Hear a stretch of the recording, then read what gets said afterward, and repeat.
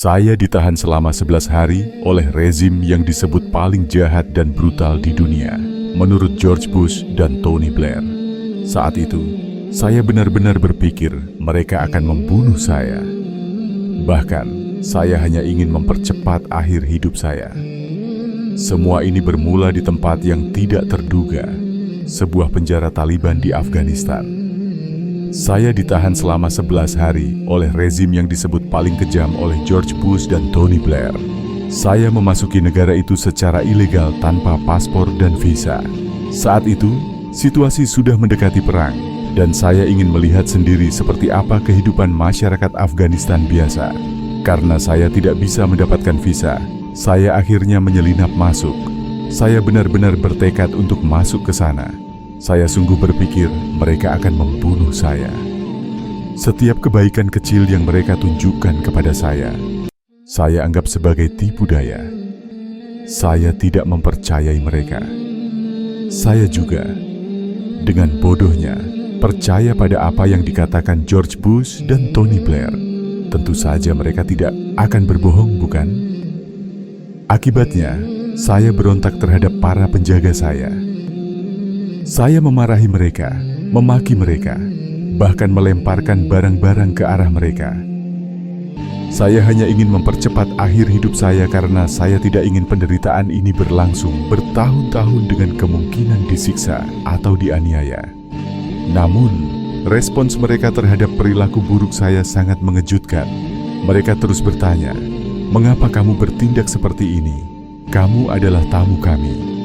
Dalam benak saya berpikir, mengapa mereka bertindak seperti ini? Bukankah mereka seharusnya brutal dan jahat? Ketika mereka meminta saya membaca kitab suci mereka, saya mengatakan bahwa saya tidak bisa membuat keputusan besar seperti itu saat berada di penjara.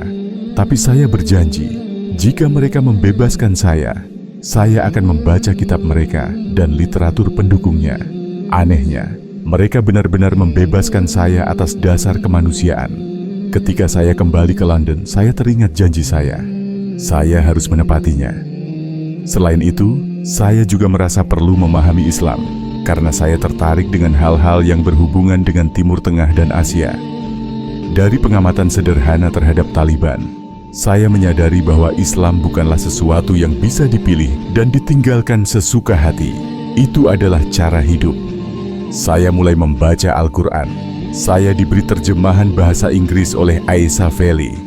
Sebagai seseorang yang seumur hidup memperjuangkan hak-hak perempuan, saya sangat terkejut ketika membaca Al-Quran.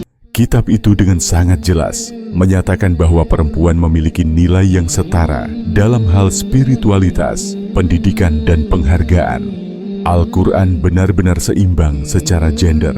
Saya sebenarnya sudah memiliki keyakinan pada Tuhan. Sebagai seorang Kristen yang aktif, saya pergi ke gereja mungkin 2 kali sebulan, yang di Inggris sekuler hampir dianggap fanatik. Jadi, membaca Al-Quran terasa begitu mudah bagi saya. Kemudian saya mulai membaca tentang Nabi Muhammad SAW. Dia adalah sosok yang luar biasa, manusia paling sempurna yang mungkin pernah berjalan di muka bumi. Dia adalah panutan yang luar biasa bagi siapa saja. Dengan mempelajari kisahnya, saya mulai memahami mengapa umat Islam sangat menghormatinya dan mengapa mereka merasa marah atau sedih jika dia dilecehkan atau gambarnya dipertontonkan secara tidak hormat.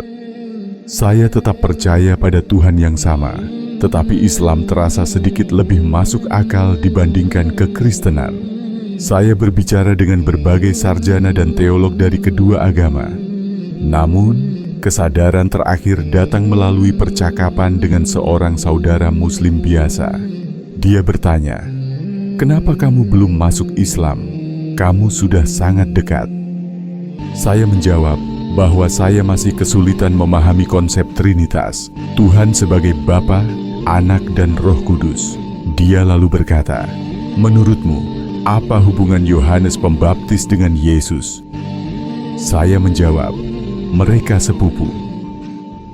Lalu dia berkata, "Jadi, ketika Yohanes Pembaptis berdoa kepada Tuhan, dia memanggilnya sebagai paman Tuhan." Saya tertawa dan menjawab, itu konyol. Dia berkata, "Nah, persis seperti itu."